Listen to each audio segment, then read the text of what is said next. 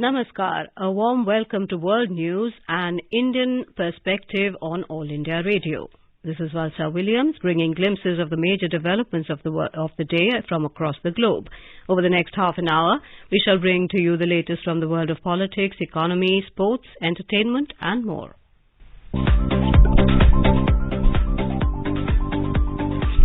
The headlines. University Grants Commission unveils draft norms to allow foreign universities to set up campuses in India. Indian Army deploys largest contingent of women peacekeepers in Sudan. India's Youth Affairs and Sports Minister Anurag Singh Thakur launches logo, website and themes of Y20 Summit in New Delhi. Deadlock in the United States House of Representatives continues over election of Speaker. India registers nearly 99% decline in cases of Kala Azar disease between 2007 and 2022. And in cricket, third and final T20 match between India and Sri Lanka to be played on Saturday at Rajkot.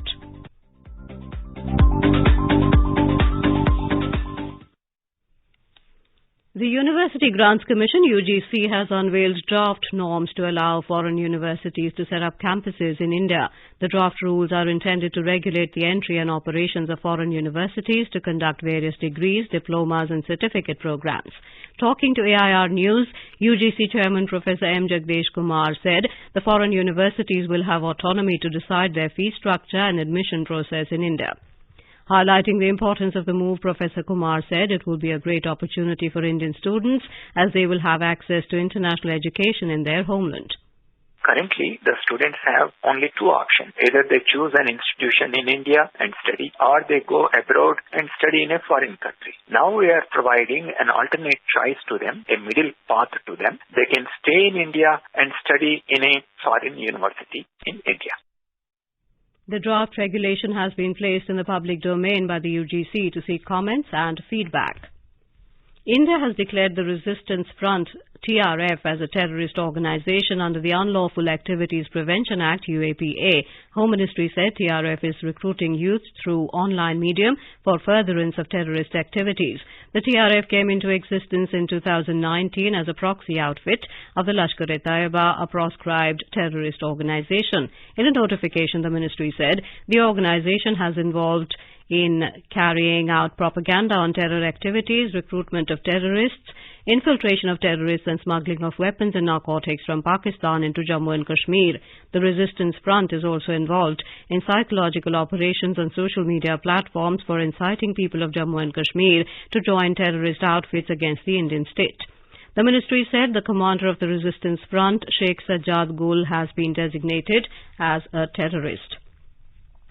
India will deploy a platoon of women peacekeepers to UN mission in Sudan. This will be India's largest single unit of women peacekeepers in a UN mission since it deployed the first ever all-women contingent in Liberia in 2007, stated the Permanent Mission of India to the UN.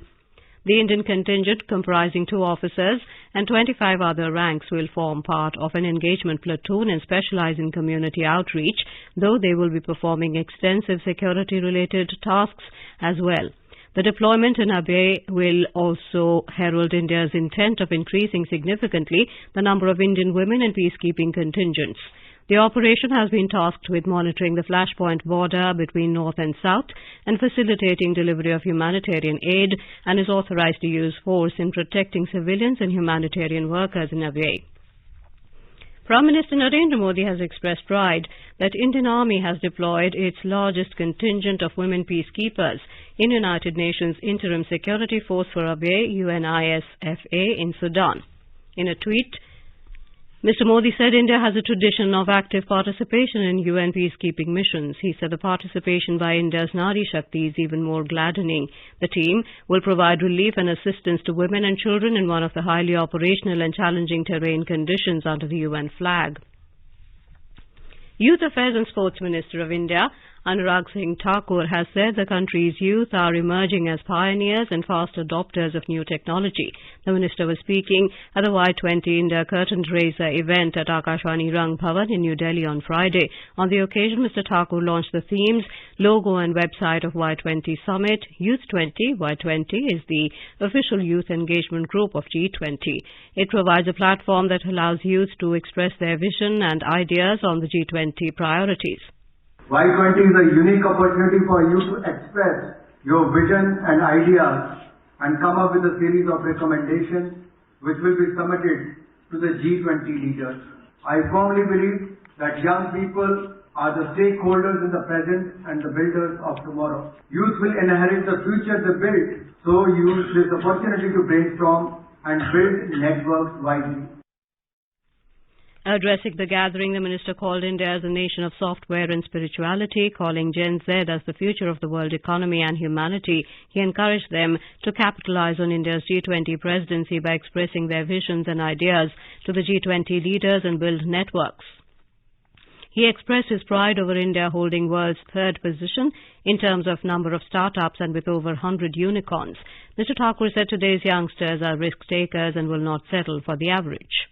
Indian youth are emerging as pioneers and fast adopters of new technology. Our youngsters are liberating technology and driving the startup culture, providing pragmatic solutions to the socio-economic problems. Whether it is the social media-led social causes or the billion-dollar startups, India's youth is leading from the front. There is much to learn from the mutual experiences of the youth around the world during this landmark Y20 summit in India this year. Mr. Thakur also elaborated on the 5 themes of Y20. These include future of work, climate change and disaster risk reduction, peace building and reconciliation, shared future and well-being, and sports. The first meeting of Financial Inclusion Working Group is scheduled to be held in Kolkata from the 9th to the 11th of this month. The opening session of the meeting will showcase a unique exhibition on India's role on financial inclusion. The main session, however, starts from the second day and it will be a closed-door meet. The cultural richness of Eastern Zone, especially Bengal, will also be presented in the sidelines of the first meet of G20 series to be held throughout the year, said Srijan Shandelia, Under Secretary, G20 Secretariat. The RBI Governor Shaktikant Das has emphasized on the cooperation among South Asian countries to build green economies in the region to effectively deal with rising challenges posed by climate change. Addressing the IMF conference in New Delhi on Friday, Mr. Das said the South Asian region is vulnerable for climate change due to its large population and degradation of natural resources. He said cooperation is required among South Asian countries to move in the direction of green transition at a faster pace with reasonable cost.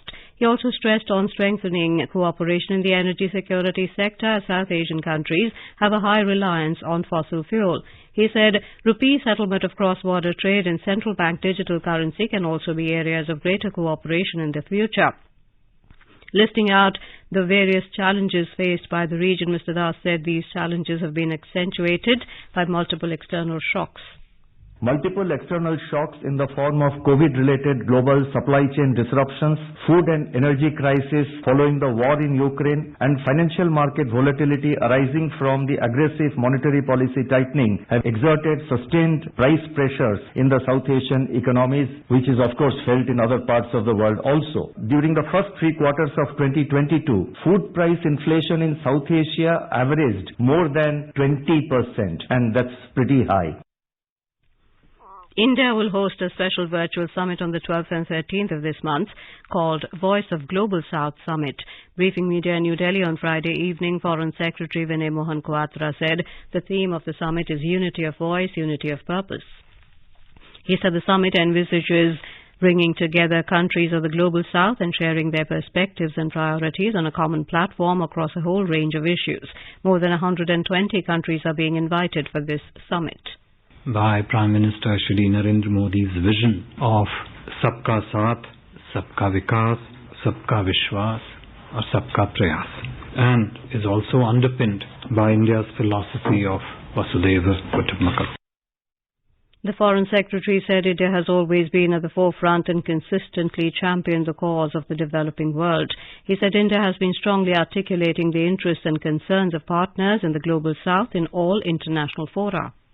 Some elements of this impact include: one, the COVID pandemic and the impact that the pandemic has had, a serious impact that the pandemic has had on countries across the world; the impact of the ongoing conflict in Ukraine; increasing difficulties of access and affordability of food, fertilizer and fuel, hence the derivative challenges of food and energy security. The Foreign Secretary stressed that a consultative and outcome-oriented conversation focused on the most pressing concerns, interests and priorities of the developing countries is the need of the hour. He said the summit is India's endeavour to provide a common platform to deliberate on these concerns that affect the developing nations.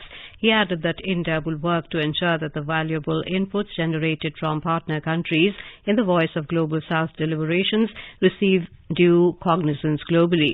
India's ongoing G20 presidency provides a special and strong opportunity to channelize these inputs into the deliberation and discourse of the G20. We will be hosting a special virtual summit on 12th and 13th January 2023, that is the next week. This summit, which will be called the Voice of Global South Summit, under the theme Unity of Voice, Unity of Purpose, essentially envisages bringing together countries of the Global South and share their perspectives and priorities on a common platform across a whole range of issues. More than 120 countries are being invited for this Voice of Global South Summit. In today's Hotspot section, we bring you a news commentary on water vision at the rate 2047, a significant aspect in the country's journey for the next 25 years.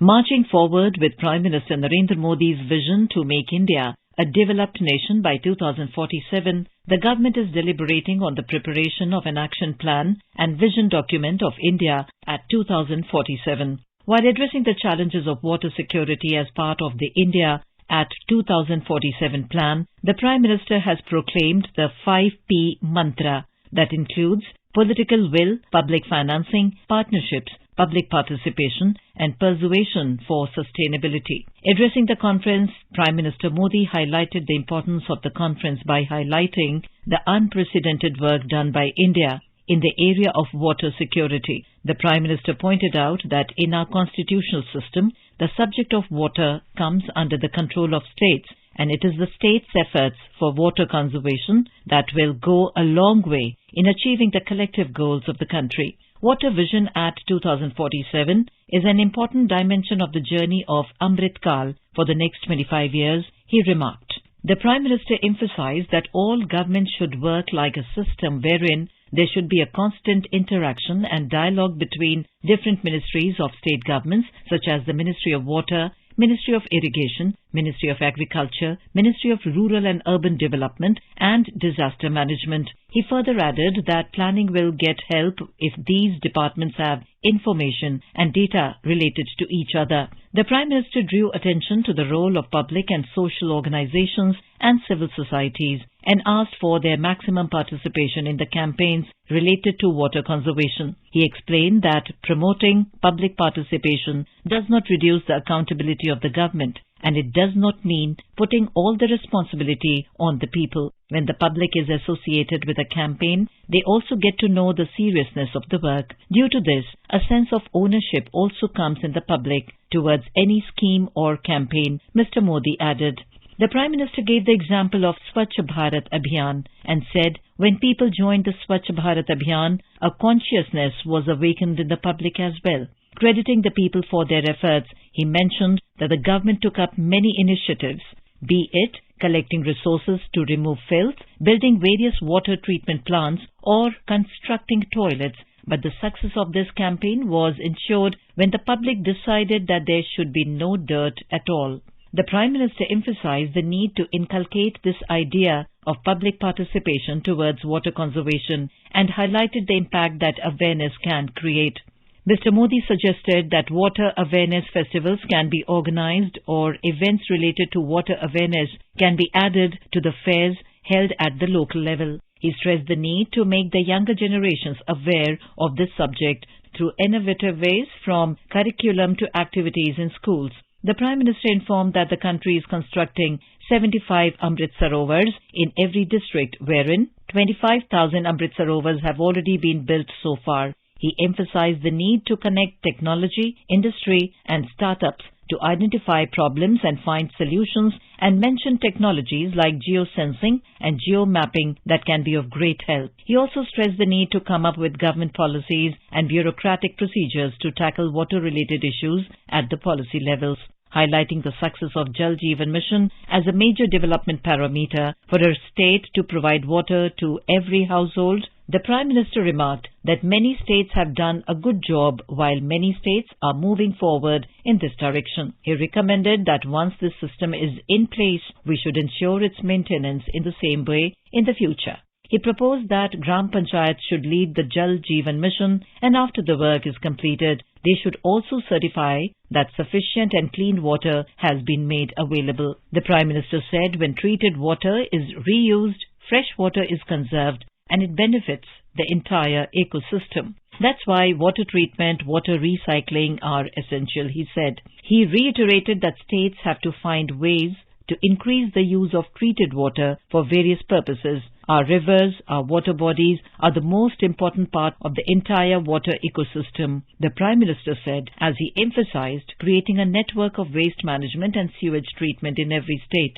By making the Namami Gange mission a template, other states can also start similar campaigns for the conservation of rivers. It is the responsibility of every state to make water a subject of cooperation. Anuja Kumar for World News.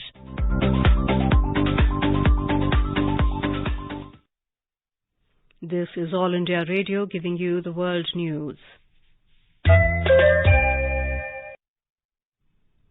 Prime Minister Narendra Modi has said the huge decline of Kala Azar cases in the country is an encouraging trend. In a tweet, Mr. Modi asked the citizens to continue making efforts to eliminate Kala Azar.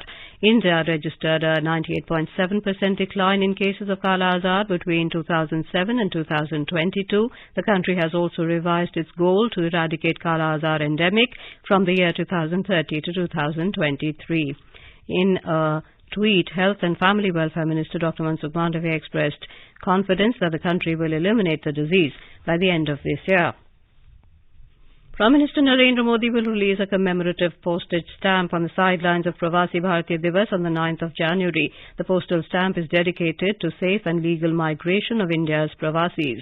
Ministry of External Affairs had launched the Surakshit Jayein, Prashikshit Jayein, Go Safe, Go Trained campaign. The goal of this campaign is to raise public awareness about the importance of using safe and legal channels while travelling for overseas employment. This will enable well-informed migrants to seamlessly integrate and have a safe and productive stay abroad. Union Minister Dr. Jitendra Singh has said India is scaling new heights each day in science, technology and innovation ecosystem. He said all 37 CSIR labs in India will be turned into global centers of research and innovation in their fields of specialization. The minister was speaking at the launch of 1 Week, 1 Lab campaign in New Delhi. The 37 Council of Scientific and Industrial Research CSIR labs spread across the country are dedicated to different exclusive areas of work. The 1 Week, 1 Lab campaign will offer an opportunity to these CSIR labs to showcase the work being done by it so that others can avail of it. It will showcase the legacy, exclusive innovations and technological breakthroughs of each lab. During the campaign, each CSIR lab will organize week-long events, including industry and startups meet, Students Connect, Society Connect, display of technologies.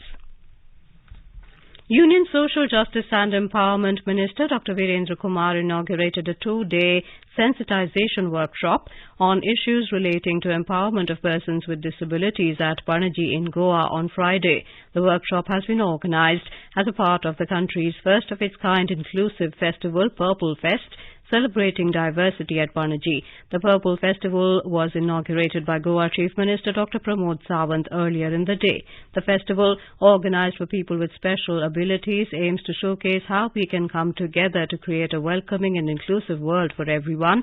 More than 5,000 delegates from the country and abroad are participating in the event. It will feature discussions, games and other activities for individuals with special abilities. The festival will conclude on Sunday. The deadlock in the United States House of Representatives continues as Republican leader Kevin McCarthy failed to sway hardline party leaders to back his bid to become Speaker in a paralysis of U.S. government not seen since the pre-Civil War era. A group of right-wingers in McCarthy's party derailed an 11th attempt to elect him on the third day of voting. Republicans took over the House in November's midterm elections, but the impasse has left the chamber unable to swear in members or pass bills. Not since 1860, when the United States Union was fraying over the issue of slavery, has the lower chamber of the Congress voted so many times to pick a speaker. Back then, it took 44 rounds of ballots. A group of 20 hardline Republican lawmakers are refusing to give party leader Kevin McCarthy the necessary 218 votes. European Union EU has called on China to provide transparent COVID-19 data. A top European health official welcomed the bloc's agreement on a coordinated response to the COVID-19 situation in China and called on Beijing to provide transparent data on its epidemiological situation. In a tweet, European Commissioner for Health and Food Safety Kyriakides welcomed the agreement of member states on a coordinated response to the COVID-19 situation in China at Wednesday's EU Integrated Political Crisis Response meeting. The EU official also said the regional, European and global cooperation was the only way to tackle the pandemic. The EU member states have agreed to put in place a recommendation concerning pre-flight COVID-19 testing and mask wearing for passengers arriving from China. World Health Organization Director General Tedros Adhanom Ghebreyesus has also asked China to share reliable data on COVID hospitalizations and deaths in the country.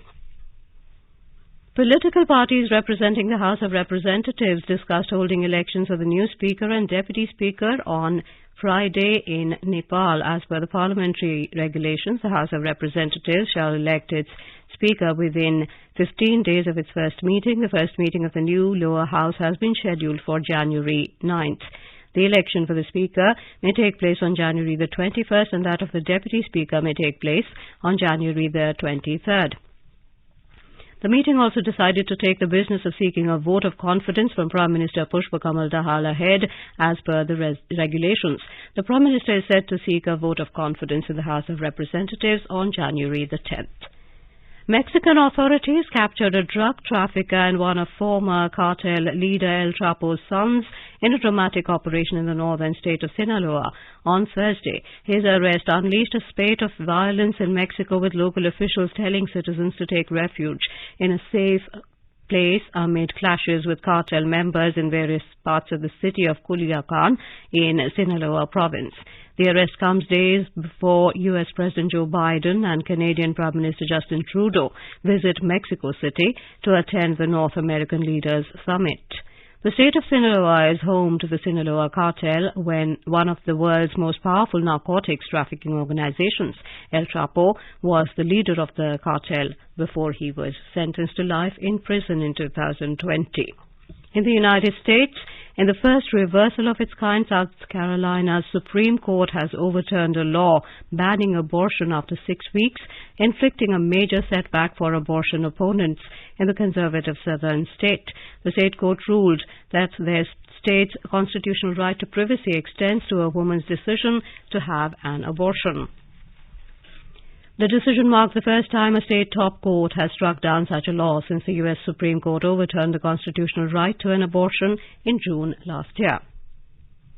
The Intermeteorological Department, IMD, has predicted that dense to very dense fog conditions are likely to continue over northwest India during the next 4 to 5 days. According to the IMD, dense to very dense fog will be observed in the North Indian states. Due to fog, over 24 trains are running late in the Northern Railway region. In the United States, heavy rain and powerful winds are pounding the northern California coast, with forecasters warning people to expect more flooding and mudslides. A powerful storm system known as a bomb cyclone claimed lives of at least 2 people, including a toddler who died when a redwood tree fell on his home. California has been under a state of emergency since Wednesday. Over 160,000 homes and businesses have lost power. Much of the state has been hit by atmospheric rivers and airborne current carrying dense moisture from the ocean, bringing heavy rain to low-lying areas, powerful winds to San Francisco, and snow to the Sierra Nevada mountains. 2022 was the warmest year on record for the United Kingdom. Official figures released by the country's weather agency on Thursday showed the latest evidence that climate change is transforming Europe's weather. Across 12 months, the mean temperature in the country was 10.03 degrees Celsius, the highest since comparable records began in 1884. The previous record was 9.88 degrees Celsius, set in 2014. With this, UK's 15 of top 20 warmest years on record have all occurred in this century. The top 10 were witnessed within the past 2 decades alone. Scientists said human activity, primarily fossil fuel emissions, has made such warm conditions vastly more likely. Britain is not alone. France's average temperature was above 14 degrees Celsius in 2022, making it the hottest year since weather readings began in 1900. Switzerland's Meteorological Service said the Alpine nation's annual average temperature of 7.4 degrees Celsius was by far the highest value since measurements began in 1864. Weeks after Hawaii's Mauna Loa erupted for the first time in decades, neighboring volcano Kilauea is showing activity again after a brief pause, according to officials. Kilauea, which had stopped erupting last month for the first time since September 2021 amid Mauna Loa's own eruption and subsequent slowdown, had increased earthquake activity beneath its summit and recorded ground deformation on Thursday morning, officials said. Kilauea's eruption in 2018 was one of the most destructive in recent Hawaii history, forcing evacuations of surrounding neighborhoods and destroying hundreds of homes. We now have a report from the business desk. Sensex fell by 452 points to settle at 59,900 points. Nifty also slipped by 133 points to finish at 17,859 points. Among global stock markets, Asian stocks traded higher after China's latest reopening plans. South Korea's Kospi gained 1.1% and Japan's Nikkei 225 rose almost 0.5%. China's Shanghai Composite markets ended almost flat. On the other hand, Singapore's Straits Times Index fell 0.5%, and Hong Kong's Hang Seng declined 0.3%. European shares are positive in intraday trade. Crude oil prices remained almost constant. Brent crude was trading near $78.52 per barrel. Back home at the Multi-Commodity Exchange, gold futures for February was trading at 55,330 rupees per 10 grams. Silver futures for March was trading at 68,490 rupees per kilogram when reports last came in. Arjun Chaudhary for World News, All India Radio. The third and final T20 cricket match between India and Sri Lanka will be played on Saturday at Rajkot. India won the first match by 2 runs in Mumbai on Tuesday. In the second match, Sri Lanka defeated India by 16 runs in Pune on Thursday. The series is now levelled at 1-1. Now let us take a look at the major developments around the world as reported in the foreign press. The Guardian writes, UN envoy calls for release of jailed journalist on hunger strike in Senegal. The New York Times writes, Ukraine claims heavy Russian losses in waves of missile strikes. The Business Recorder writes, Myanmar mass pardons included 300 political prisoners, according to the UN. Wall Street Journal writes, Venezuela's wager to oust Maduro with parallel government ends. The Globe and Mail report, Canadian government tells travellers in Mexico to shelter in place due to violence. A quick look at the headlines once again. University Grants Commission unveils draft norms to allow foreign universities to set up campuses in India. Indian Army deploys largest contingent of women peacekeepers in Sudan. India's Youth Affairs and Sports Minister Anurag Singh Thakur launches logo, website and themes of Y20 summit in New Delhi. Deadlock in the United States House of Representatives continues over election of Speaker. India registers nearly 99% decline in cases of Kala-Azar disease between 2007 and 2022. And in cricket, third and final T20 match between India and Sri Lanka to be played on Saturday at Rajkot. And now before we end, let us listen to Mahatma Gandhi's favourite bhajan Vaishnav Jan by artists from Serbia. Terik